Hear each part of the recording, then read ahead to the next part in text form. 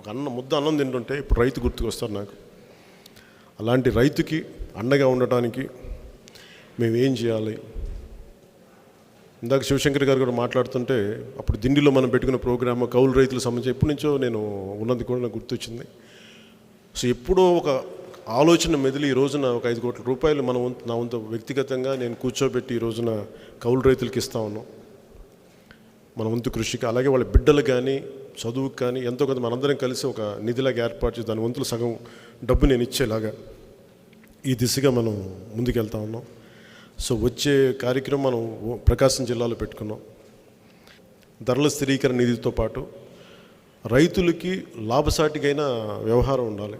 కొత్తపట్నం మండలం దగ్గర నుంచి ఒంగోలు వాళ్ళు చెప్తున్నప్పుడు ఒక క్వింటాకి 1840 రూపాయలు రావాలి ఒక రైతుకి. వాళ్ళ దగ్గర ఎలా దోపిడీ జరిగింది, పెద్ద స్కామ్ జరుగుతుంది అనేది ఆ రోజున మనకి మండపేటలో లీలాకృష్ణ గారు కానీ ఇవన్నీ చెప్తున్నప్పుడు ఆ రోజు నుంచి గొడవ మనం మాట్లాడుతుంది. ఈ రోజున అన్ని జిల్లాలకి ఇది విస్తరించింది. 1840 రూపాయలు ఒక క్వింటా ధాన్యానికి బస్తాకి రావాల్సి వస్తే అది paddy procuring centre Rythu Bharosa కేంద్రంకి వెళ్ళి అమ్మాలి అంటే వాళ్ళు ఏం చెప్తున్నారంటే మాకు ఈ డబ్బులు మాకు ఇంకా ప్రభుత్వం నుంచి ఆర్డర్ రాలేదు, మేము కొనలేము అని చెప్పి వాళ్ళని డిస్కరేజ్ చేసి ఒకవైపు పంట కుళ్ళిపోతూ ఉంటుంది, పంట కొయ్యలేరు. అలా ఉంటున్న పరిస్థితుల్లో వాళ్ళు తెగ్గొట్టి ఇబ్బంది పెట్టి వాళ్ళని మిల్లర్లకి చేసేస్తున్నారు.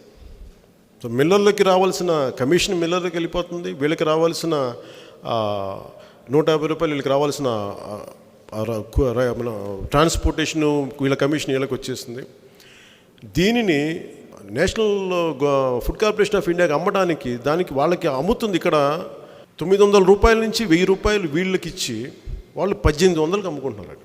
ఇచ్చిన 1000 రూపాయలు కూడా దాంట్లో మళ్ళీ 150 రూపాయలు ఈ గోతాం ఖర్చులను లేదంటే ట్రాన్స్పోర్టేషన్ ఛార్జీలు చెప్పి తీసేస్తారు. సో రైతుకి లిటరల్గా ఒక 900 ప్రతి క్వింటాల్కి దాదాపు 950 రూపాయలు దోపిడీ జరుగుతుంది. ఒక బస్తా మీద జరుగుతుంది దోపిడీ. దీన్ని నిలదీసి గడపకి నిలదీస్తే మొన్న ఈ కొత్తపట్నం మండలంలో ఒంగోలులో దాని మీద దాడి చేయడం జరిగింది వాళ్ళతో.